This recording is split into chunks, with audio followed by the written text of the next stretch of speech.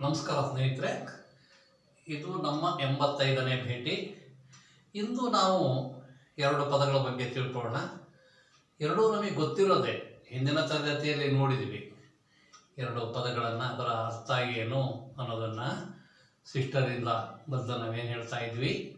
ಅದೇ ರೀತಿ ಸ್ವಲ್ಪ ನಾವು ಇಂಗ್ಲೀಷ್ ಪದಗಳು ಅಂದ್ಕೊಂಡಿದ್ದೇವೆ, ನಾವು ತಿಳ್ಕೊಂಡಿರೋ ಅರ್ಥನೇ ಬೇರೆ, ಅದು ಇರೋ ಅರ್ಥನೇ ಬೇರೆ.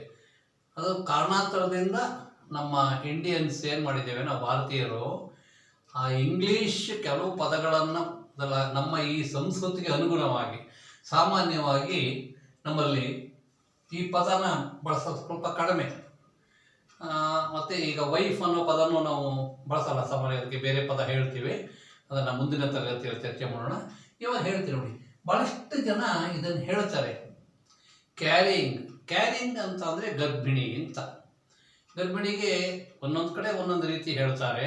ಸಾಮಾನ್ಯವಾಗಿ ಇದು ಇದ್ದುದರಲ್ಲಿ ಕನ್ನಡದಲ್ಲಿ ಇದು ಸ್ಟ್ಯಾಂಡರ್ಡ್ ಪದ. ಮತ್ತು ಗ್ರಾಮೀಣ ಪ್ರದೇಶದಲ್ಲಿ ಅದಕ್ಕೆ ಬಸುರಿ ಮತ್ತು ಇನ್ನೂ ಒಂದು ಪದ ಹೇಳ್ತಾರೆ, ಬಸುರಿ, ಪ್ರೆಗ್ನೆಂಟು ಮತ್ತು ಬಿಮ್ಮನ್ಸೆ ಅಂತ ಎಲ್ಲ ಕೇಳಿದ್ದೇನೆ ನಾನು ಬಾಲ್ಯದಲ್ಲಿ. ಈಗ ಮೈಸೂರಿಗೆ ಬಂದಮೇಲೆ ಇವೆಲ್ಲ ಪದಗಳು ಇಲ್ಲ, ಎಲ್ಲೂ ಬಹಳ ನಾಗರಿಕತೆ ಆವರಿಸ್ಬಿಟ್ಟಿದೆ. ಗ್ರಾಮೀಣ ಪದಗಳು ಮರೆಯಾಗ್ತಾ ಇದೆ. ಅದನ್ನು ಬೇಡ ಈಗ ಚರ್ಚೆ. ನೋಡಿ, ಕ್ಯಾರಿಂಗ್ ಅಂತ ಬಹಳಷ್ಟು ಜನ ಹೇಳ್ತಾರೆ. ನನ್ನ ಡಾಕ್ಟ್ರಿಂದ ಕ್ಯಾರಿಂಗು, ನಮ್ಮ ಸಿಸ್ಟರ್ ಕ್ಯಾರಿಂಗು ಮತ್ತು ಹೇಳ್ತಾರೆ. ನನ್ನ ಡಾಕ್ಟ್ರಿಂದ ನಮ್ಮ ಸಿಸ್ಟರು, ನಮ್ಮ ಸಿಸ್ಟರಿಂದ ಎಲ್ಲ ಕ್ಯಾರಿಂಗ್ ಅಂತ ಹೇಳ್ತಾರೆ. ಅಂದರೆ ಪ್ರೆಗ್ನೆಂಟ್ ಅನ್ನೋ ಅರ್ಥಕ್ಕೆ, ಗರ್ಭಿಣಿ ಅನ್ನೋ ಅರ್ಥಕ್ಕೆ ಇದನ್ನು ಹೇಳ್ತಾ ಇದ್ದಾರೆ.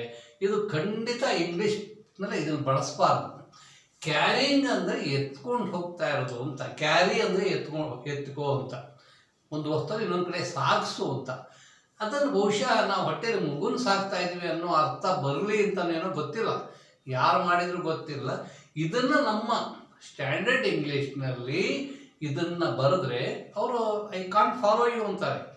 Okay, why is your sister not attending the function, she is caring ಅಂತಾರೆ. ಅಂದರೆ ಯಾಕೆ ನಿಮ್ಮ ಸಿಸ್ಟರ್ ಫಂಕ್ಷನ್ಗೆ ಬಂದಿಲ್ಲ ಅಂತಂದರೆ ಅವರು ಗರ್ಭಿಣಿ ಅಂತ ಹೇಳೋದಕ್ಕೆ ಕ್ಯಾರಿಂಗ್ ಅಂತ. ಖಂಡಿತ ಇದನ್ನು ಹೇಳಬಾರ್ದು.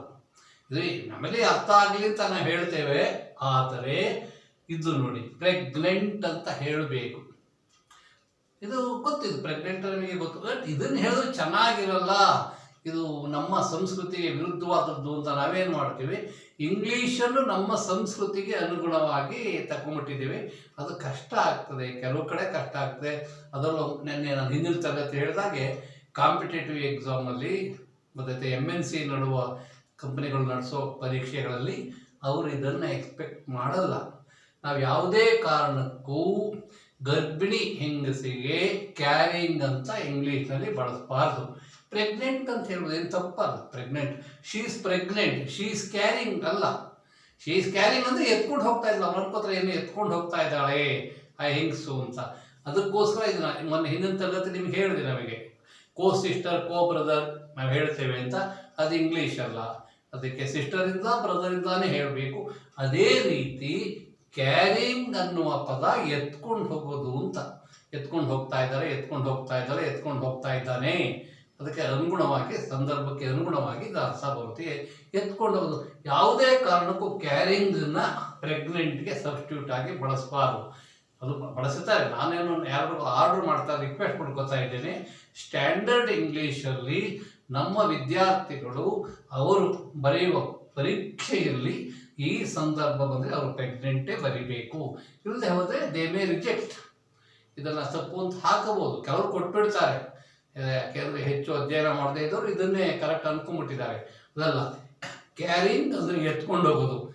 ಯಾವುದೇ ಕಾರಣಕ್ಕೂ ಪ್ರೆಗ್ನೆಂಟ್ ಆಗಲ್ಲ. ಅದು ಪ್ರೆಗ್ನೆಂಟ್ ಅನ್ನೋ ಪದಕ್ಕೆ ಸಬ್ಸ್ಟಿಟ್ಯೂಟ್ ಆಗಲ್ಲ. ಅದು ಯಾಕೆ ಈಗ ಮಾಡ್ಕೊಂಡ್ರೆ ಗೊತ್ತಿಲ್ಲ. ಪ್ರೆಗ್ನೆಂಟ್ ಅಂತ ಹೇಳಬೇಕು. ಗರ್ಭಿಣಿ, ಇದು ಗರ್ಭಿಣಿ ಅನ್ನೋ ಅರ್ಥ ಕೊಡಲ್ಲ ಸ್ನೇಹಿತರೆ.